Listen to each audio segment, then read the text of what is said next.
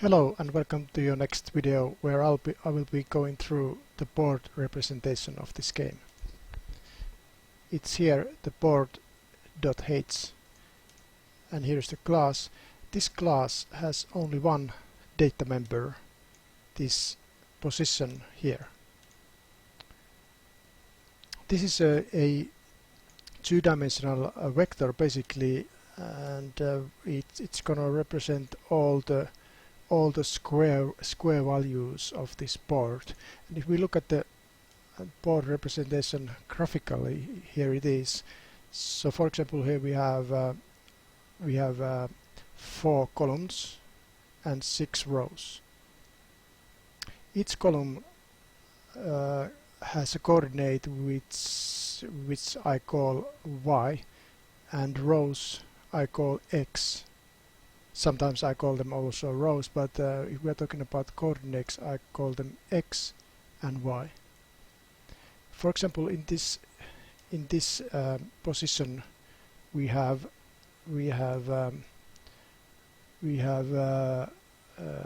noughts and crosses here and empty squares here. So each square can contain one of the three. It can be a nought, cross, or empty. And they are all here. So this whole board is here. This position contains all the pieces of the whole board. Let's go and see the functions one by one. Okay, and first of all, we have two simple functions returning the rows, the number of the rows and number of the columns of this board.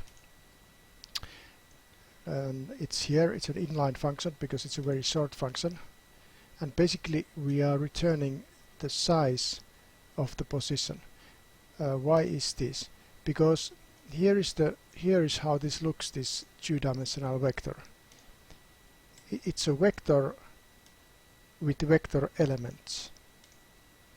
So each of these elements here are actually vectors. So this one, each of these elements are actually columns. So these elements are the rows, one by one here, and then this vector here contains the column values for each row. So if we take the size of the position, it will be the size of this top level vector, meaning how many of these rows we have. And if we want to know that how many columns we have, we can just pick up one of these rows and ask its vector that what is its size, because obviously each of these vectors have the same size, so it doesn't really matter which vector we pick up, but I think it's best to pick up the first one, obviously because we can have a one by one matrix, board minimum, so this never crashes. We always have at least one of these definitely when we create a board. So taking the size of the first vector will return the columns, how many columns we have. And here I'm returning static, I'm casting this to integer, this one. Why is this? Because this vector size actually returns size t type of, you can see from here, size t, like this. What is size t? Size t is an integer. As we can see, it's type def, it's defined as unsigned long. So it's a very large integer. It's much larger than this int where I'm casting to. But there's no problem. Obviously, these have billions and billions different values can have this type, and both of them, even this integer, so it doesn't matter which integer we use. And for convenience sake, I'm converting this size t to integer. And we don't really have to do that, but it's just that if I don't do it like this, then the compiler will convert it itself, and we will get a warning when we compile this project. But I don't like warnings, so I'm just doing it myself here. So the next one will be get columns, and it's here. And as I said, it will be the size of the first vector will tell how many columns the whole board will have. And what am I doing here? I'm saying here that if the number of the rows is 0, that means obviously that the size of the whole, because we don't have any rows, that would mean that the size of the, obviously we can't have any columns neither, because we need to have only at least one row to have some columns. So if there are no rows, then obviously the columns is also 0. If there is at least one row, then we will return the first row's size, which is the number of the columns. So this is the way to do it here, using this special if else C++ feature here. And again, I'm casting it to integer here, the same way as here. And also this const here makes sure, it tells that we are promising not to change the state of this object.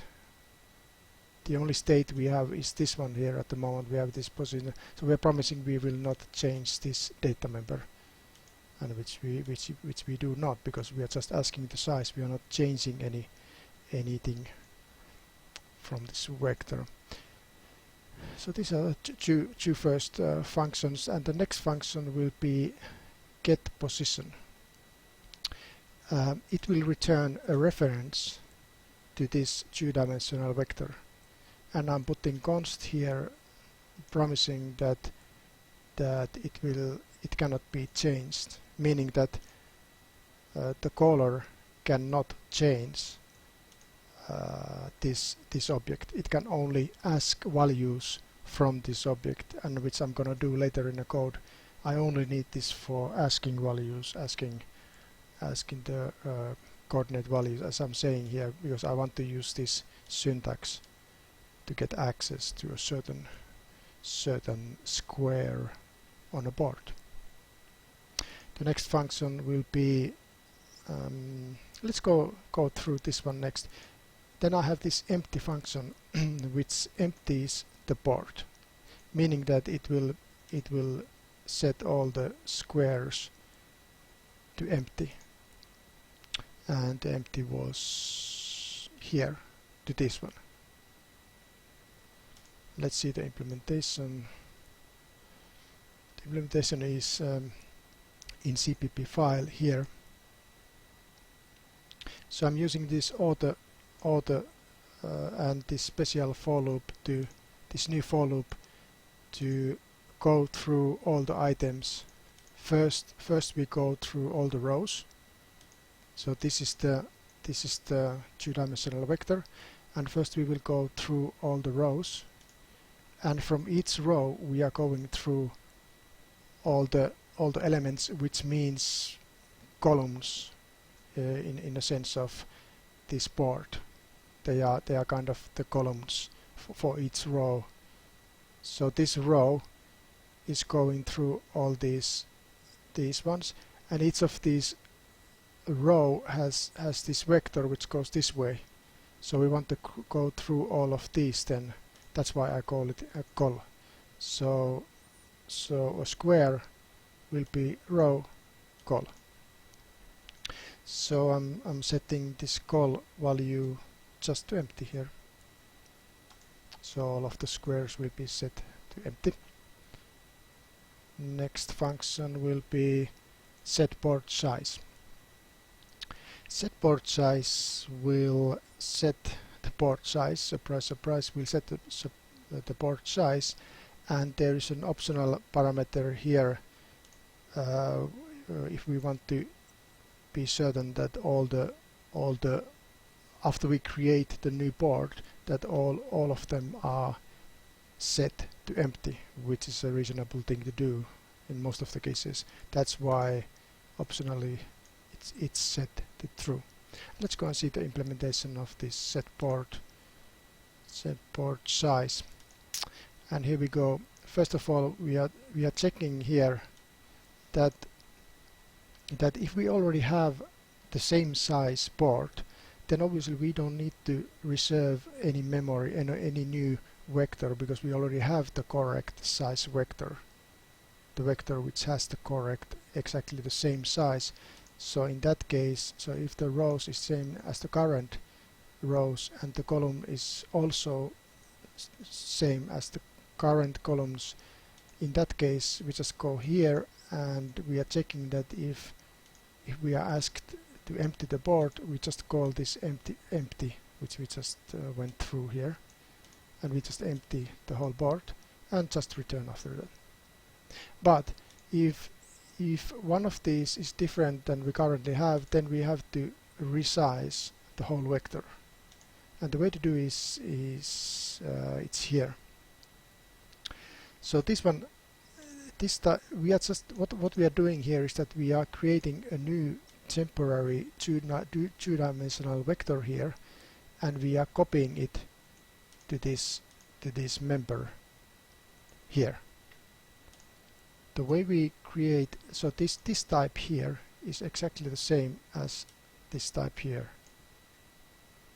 So we create a new two-dimensional vector which has exactly the same type, and then we will initialize it with this one, and then we will copy this new object, two-dimensional vector object, to this member.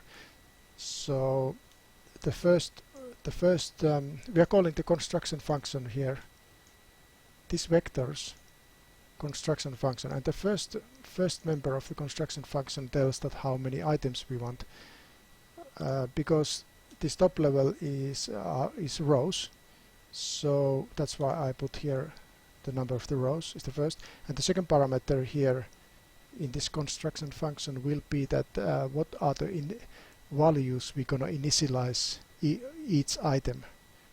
So let's say that I create 5 rows. So this one tells that each of those rows will be initialized with this whatever is here, and in this case we're gonna have vectors which has player elements. So we're gonna initialize each of the item with this vector, and so this means that we have columns now here. So how many columns we have, and if we want to empty the board, we will set each of the columns to empty here. And this part here, so if we don't want to empty the board, then we just call this one, which is exactly like here. The only difference is that we are not initializing the squares to empty. And next function will be get square value. But before we go there, I just found out that we have one more thing here. I put this no exception here false. It doesn't really change much here. I'm just telling this coder who is using this code that this might throw an exception. I'm putting false here, meaning that we can't guarantee that there is no exception be thrown from this vector, because this standard library vector can throw an exception. So I'm just telling here that this false means that it's possible that exception is coming. So whoever is using this function should be ready to handle an exception. And next function is here get square value. It returns the value for this square, across, not, or empty. And let's go and see the implementation. It's here. Again, this const here promises that we are not going to change the state of the object. We are only using values. We are not setting any values. And here first I'm calling this assert.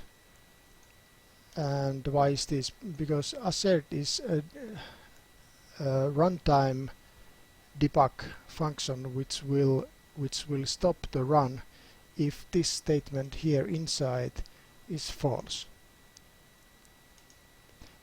The thing is that this square can be a wrong square, which has wrong indexes. For example, let's say somebody is asking that, okay, I want square -1 -2, so it goes out of the board, or 10 15 for this board. If we call the index 10 15, obviously it goes out of the range, and that's an error situation. And so in debug mode we will basically stop the program here. And so this is valid function. Let's see where it is. It's here.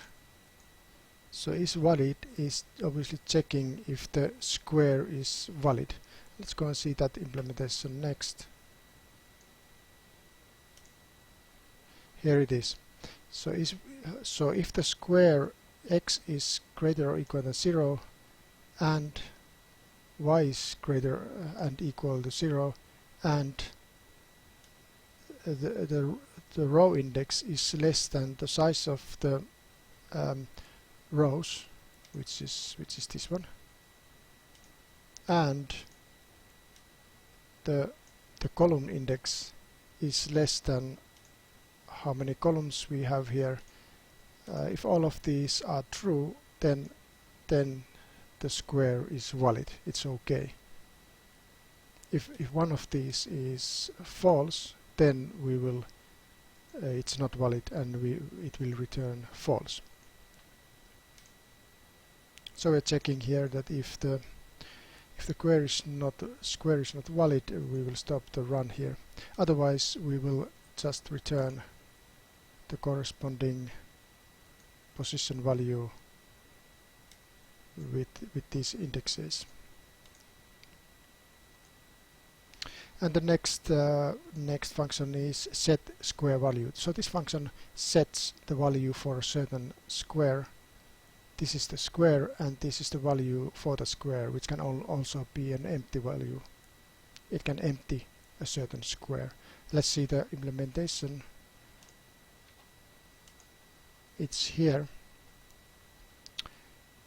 Again, we are checking that is the square valid or not.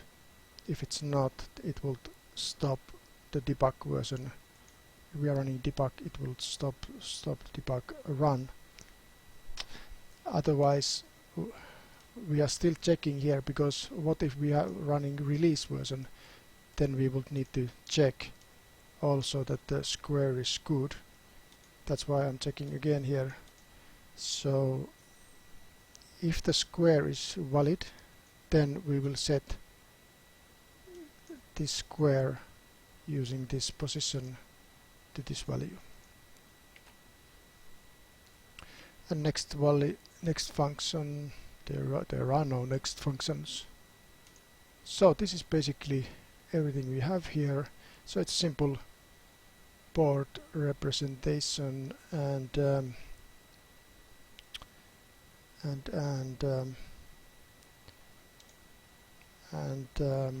the next video that's all we have really here, and on the next video we can start looking the other classes. So thank you for watching, and bye bye.